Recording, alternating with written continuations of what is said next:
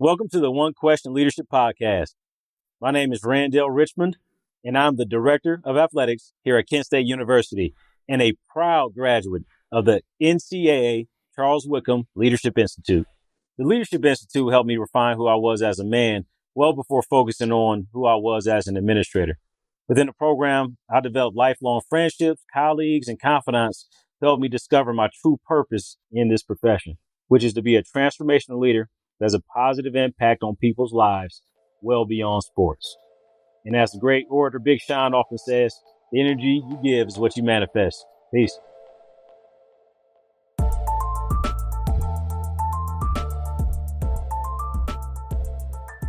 Greetings, this is Ty Brown, and welcome to the One Question Leadership Podcast, where we highlight executive leadership in college athletics. This episode was recorded at the 2024 NACDA convention, and it features Kortne Gosha, who at the time was Deputy Athletic Director at Tulane. He's currently in senior leadership at Nebraska. He's interviewed by Wesley Abercrombie, who was a Vice President at Peak Sports Management. Take it away, Wesley.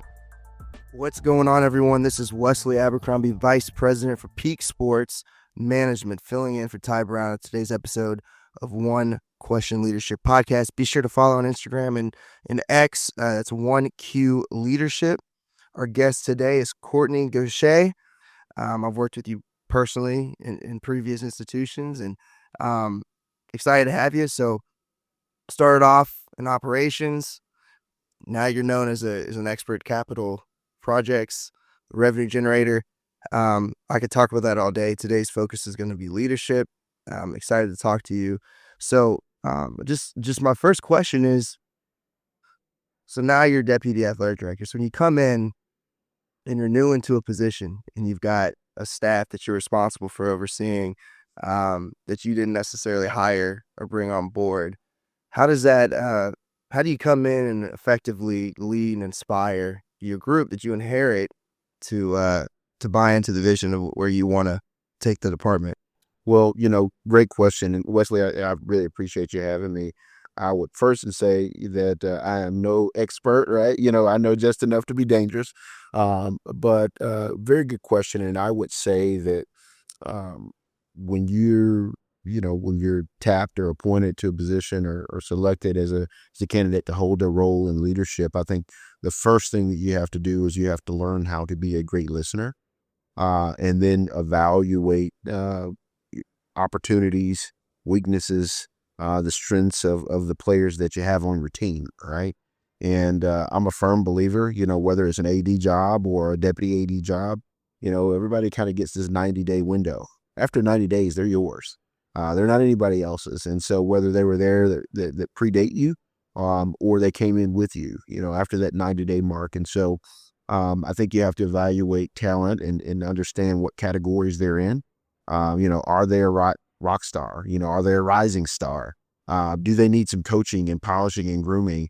Or quite frankly, sometimes you got to move players on the bus or sometimes off the bus, right? And I think that's one of the unique characteristics of leadership. But that's a process you don't want to rush. You want to take your time and give people an opportunity to really understand who you are and your level of expectations and the standard in whatever role that you're in. And then obviously you've got to do a good job of demonstrating that standard as well. Gotcha. And so how do you determine whether someone's a superstar or a rock star? Let's talk about that. See, so there's a difference, right? I know the book you're referring to, I think.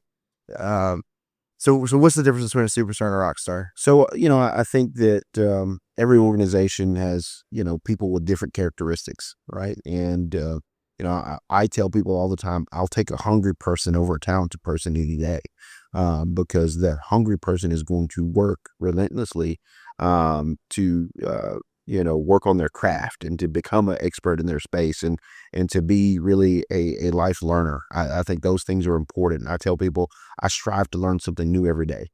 People say you're an expert or you've done this and I really not. I think that I've been blessed and fortunate to work for very dynamic individuals, and I've taken characteristics from each of them. I think that's very important, as you build out yourself and define the space that we live in. I would also say identifying people who want to be there. There's a lot of people who say, I have to go to work. I have to be there from this time to this time, not a second more, right?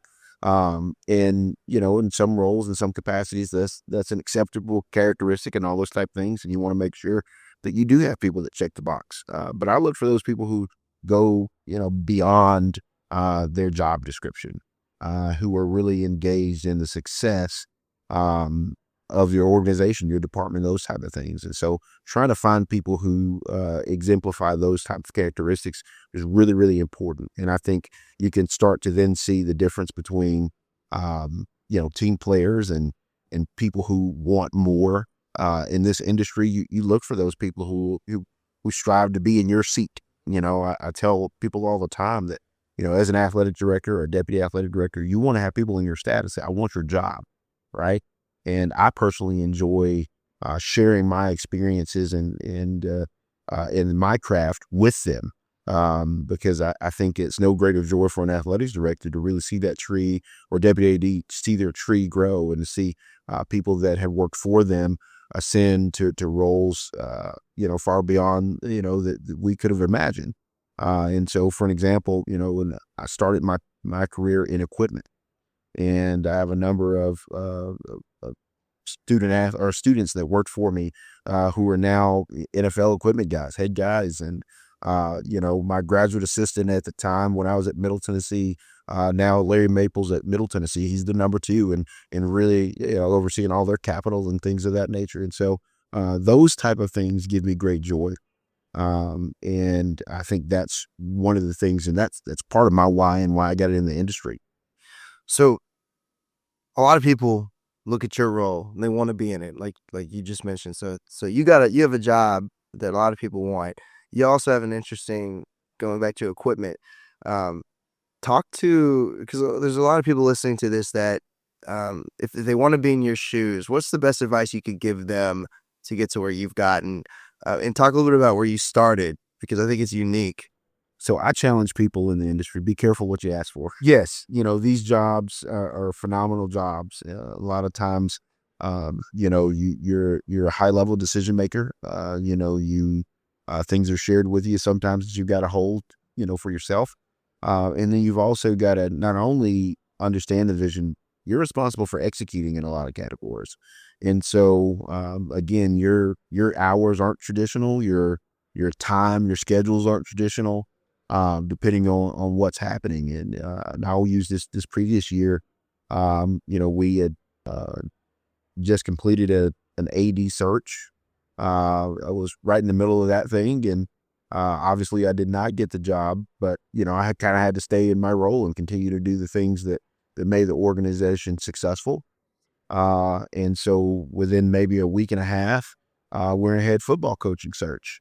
And so, from my perspective, running the day-to-day of the department, kind of keeping things together, onboarding a new boss, but then also searching for a new leader of a high-profile sport. And so it was maybe about 5 days there where, I kind of went in stealth mode, wasn't returning phone calls, wasn't returning emails because, hey, we're, evaluating data and having conversations, talking to agents, talking to ADs, talking to presidents. And it was again, kind of a crazy period of time. But nevertheless, we ran the football coaching search, and then 5 days later, we announced the football coach and had the new AD, and in negotiating contracts of staff that's leaving and staff that's onboarding. And so again, any given day, you don't really know what your job is going to be in these type of roles. But I think that you have to learn, you have to be malleable. Sometimes you're gonna, you're gonna be stretched really thin, and there's sometimes where, hey, you got it going. And I think surrounding yourself with good people on your team is a key aspect that allows you to go missing in action when it's time for things like that, and that the organization doesn't miss a beat. And I think having people that you can work with that complement your weaknesses has been, I think, something personally for me that's been great. And so I tell young administrators, do the same thing. Find someone who can complement your weaknesses. When I was at Florida A&M, Keith McClooney, my deputy athletic director, He's probably one of the most regimented, rigid. Hey, you got to be here at this time, and we're leaving now, right?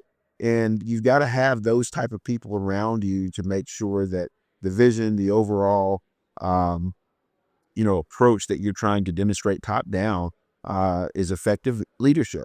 And to understand that it doesn't, it's not just you. It takes a lot of people to really drive and turn these ships the direction that they need to go. But having the ability to communicate vertically and horizontally is very important. 1 minute you may be talking to a university president and board chair. The next minute you may be talking to the person that oversees your custodian, right? And those approaches, those conversations, the topics may be different, but the tone, the temperament, the cultural understanding has to be the same. Yeah.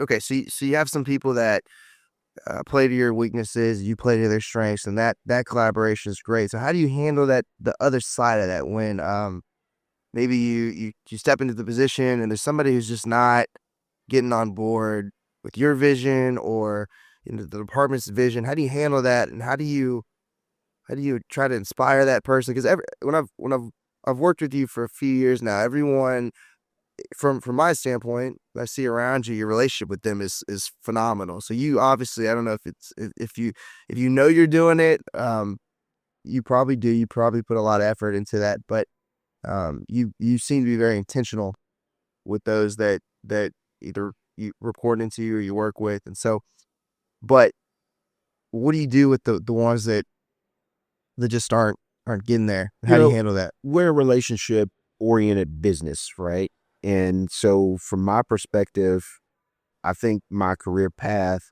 has afforded me opportunities to really work at every level of an athletic department, from a low level employee to a mid-range employee, to a, senior administrator, right? And I think from that perspective, I think meeting people where they are is really important, right? And so you have to identify, like, hey, what does this person need? What roadblocks do they have in front of them? What's hindering them from being a rising star or rock star and all those type of things? And then how can I help them? Can I coach them, or can I position them to be in a role of success, right? And so I think meeting people where they are, understanding what their life is like on a daily basis, how can I make it better as a leader in the organization, and all those type of things. Yeah. So a lot of people want to know, when you're in the shoes that you've been in, coaches. So leading administration is one thing. Leading coaches, that's a different animal. What's the advice? What's made you successful in that area? Because when you were in your previous institutions, you had some coaches really winning that weren't winning before. And I don't think that's just it just doesn't happen. It didn't happen by happenstance, I'll tell you that much. But a lot of times when coaches win or coaches are successful, a lot of people take the credit for that, right? Every administration, we hired the guy, and we supported the guy, and but I think fundamentally for me, the way that I was, I cut my teeth in this industry is I worked for coaches. That's right. I know what their life is like on a daily basis. I was there at 4 or 5 o'clock in the morning when they arrived. I'm there when, they're the last person leaving the building. And so I've taken that same philosophy as an administrator.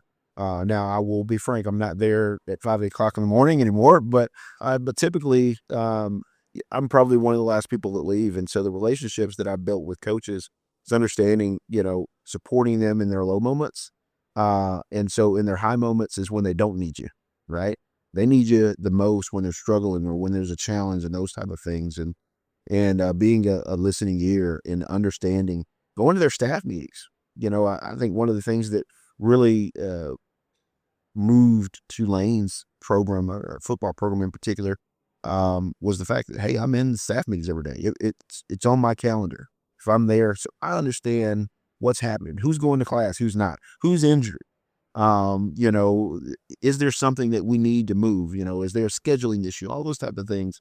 And so that as issues come to the administration, you're already ahead of the game. You're not hearing it for the first time.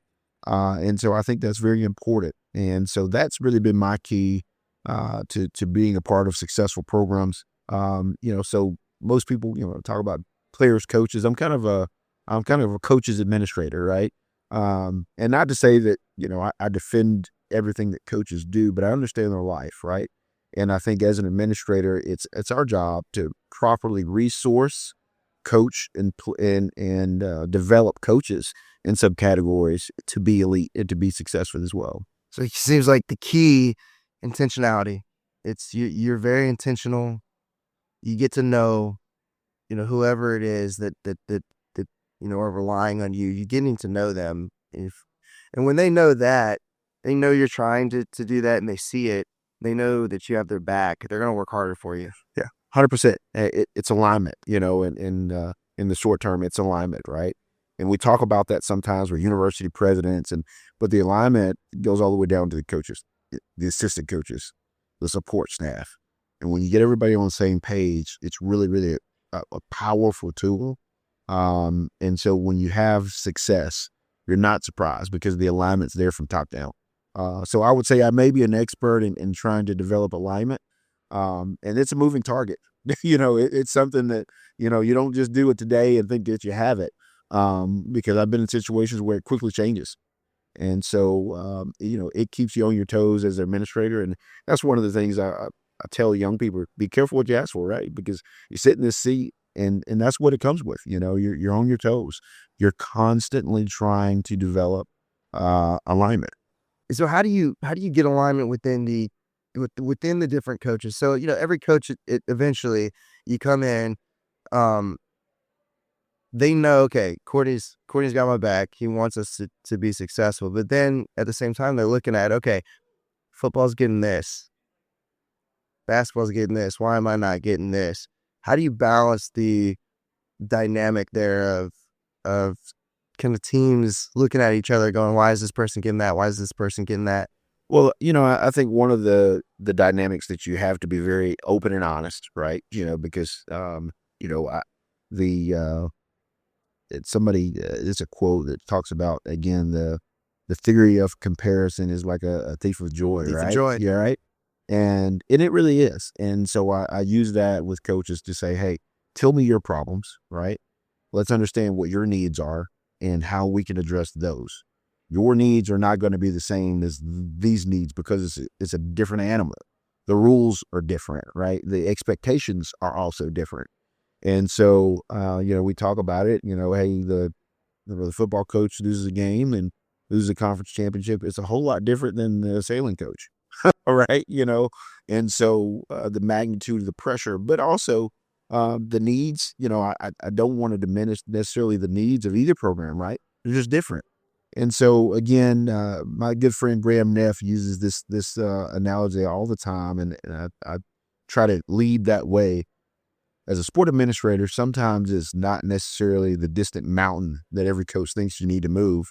It's the small pebble in the shoe that is the most thing that's prohibitive. And so I think a lot of times I challenge administrators and people who oversee sports, move the pebbles in the shoe first, because sometimes that's all it takes. And again, it's challenged me as a leader, as a deputy athletics director, as a sport administrator, to be better. And so that's what we work and strive for every day. So what are some, give me an example of, because FAMU weren't winning, UConn, they started winning. It's Tulane, same thing. So what are some of those pebbles that you're talking about? So I would say the first thing is communication. Because of the way I came up in the industry, I like to go to practices. I go to practices and I'm looking and seeing, hey, who's cutting the mustard, who's not, are we coaching them right? And then what's the culture? Are the student athletes having an experience that is second to none? Are they having fun? Are we academically solvent? Is the coaching philosophy aligned with kind of the personnel and things that we have? And so I like to dissect those things, but I like to be present. I think it's very important that student athletes today see you. Student athletes of color, I think it's very important that they see you, that they understand what you're doing and that you're working for them. And then I think the culture is defined by the top. And so for my philosophy, good and good enough, good is the enemy of great. And so I think everywhere we've gone, we've tried to demonstrate that we're going to punch a little bit above our weight. And I'll use FAMU as an example. I think some of the work that we did there was just absolutely remarkable for who we were. Absolutely. HBCU that had a rich history that was negative history. And so I think in our time there, we kind of rewrote history a little bit and defined some things. You guys were part of that at Peak Sports. In fact, we were, very much so a mom and pop, operation on the marketing and corporate partnerships perspective. Yeah. We professionalized that, right? Yep. And so that culture, now there's an expectation within the department. Everything is professionalized.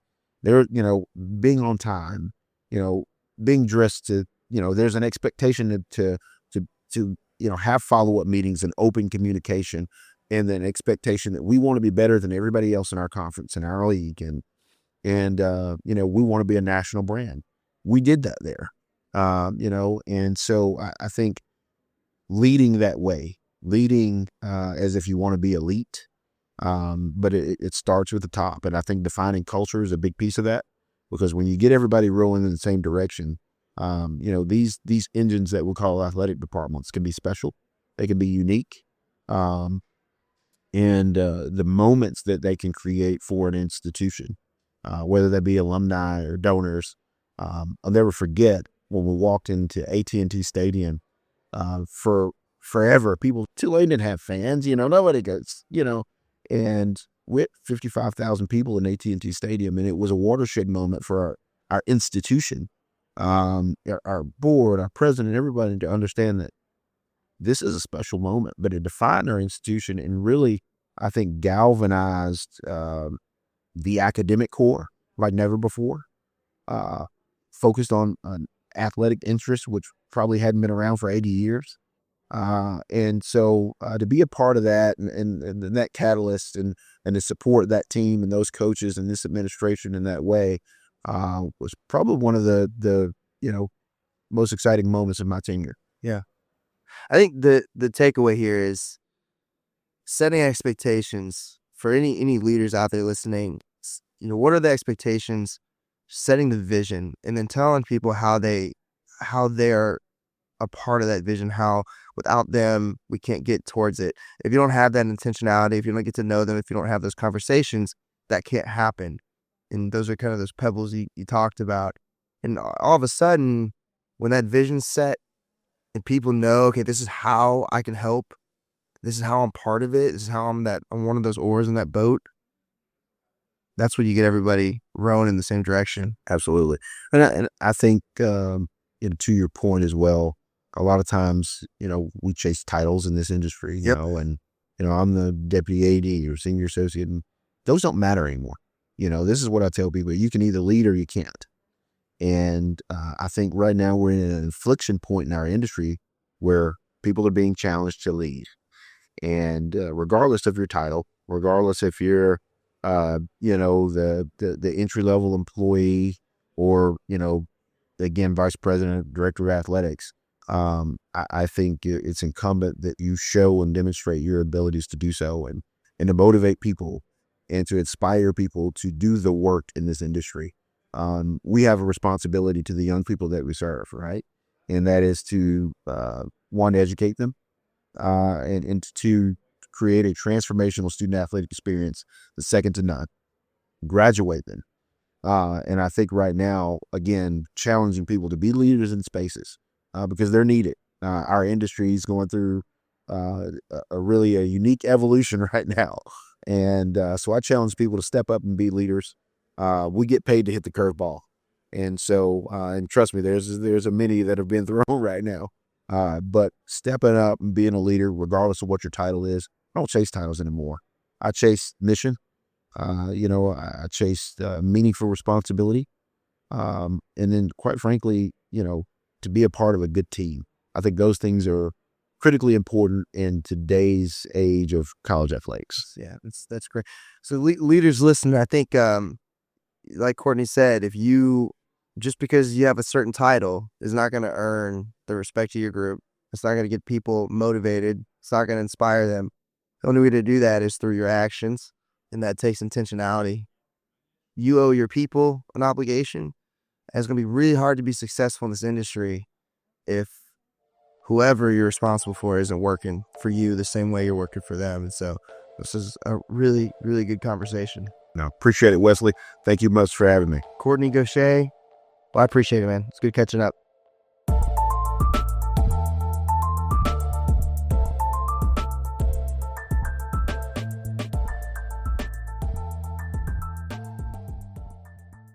This episode of the One Question Leadership Podcast is produced by Spades Media Group, solving problems using creative leadership.